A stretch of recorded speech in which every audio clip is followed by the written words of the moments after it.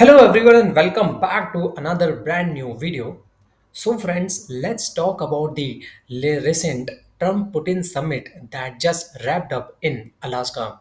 This was supposed to be one of those historic moments, a big sit down between two of the most polarizing leaders in the world right now, Donald Trump and Vladimir Putin.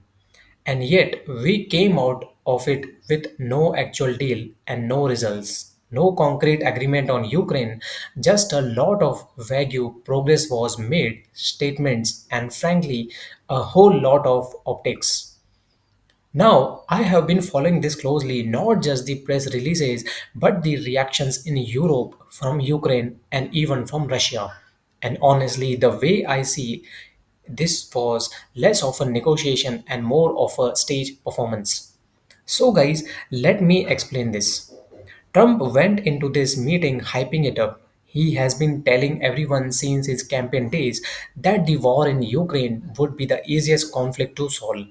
He literally said he could end it in 24 hours.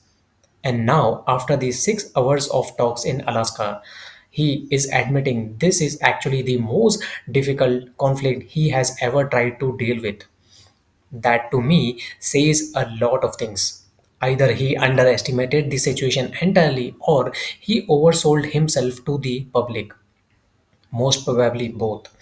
What we got instead was Trump saying things like there is no deal until there is a deal, which honestly sounds like something you would put on a bumper sticker, not on a peace treaty.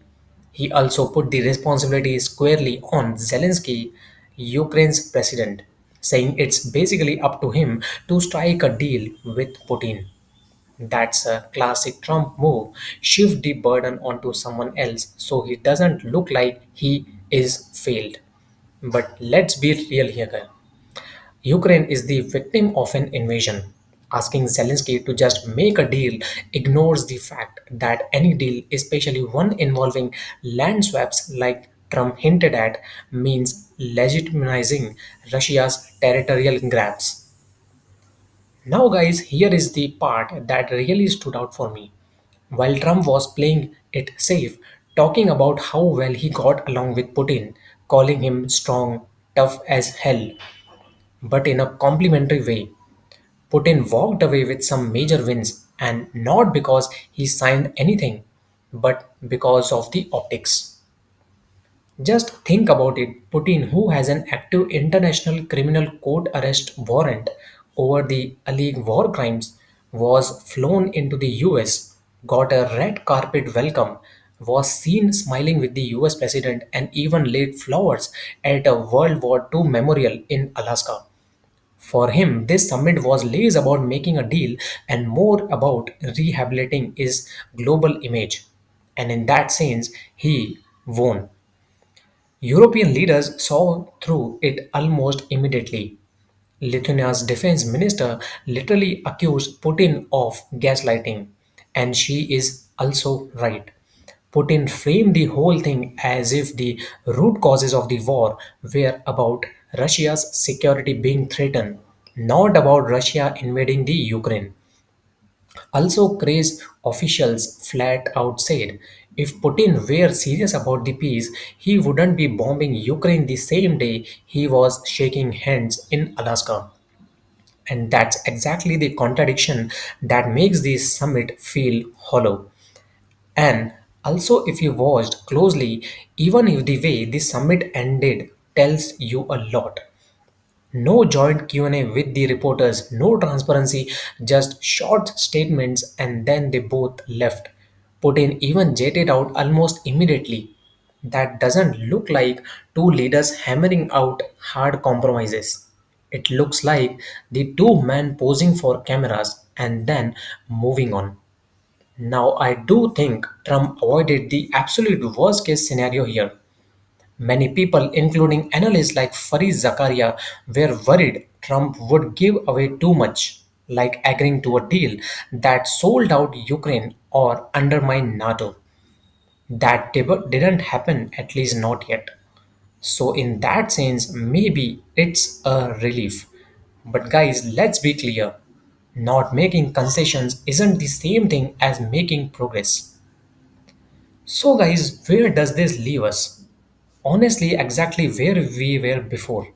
Ukraine is still under the attack, Russia is still pressing forward on the battlefield, and now Putin has brought himself more time because every ongoing negotiation means his forces can keep advancing without the new sanctions or new Western pressure.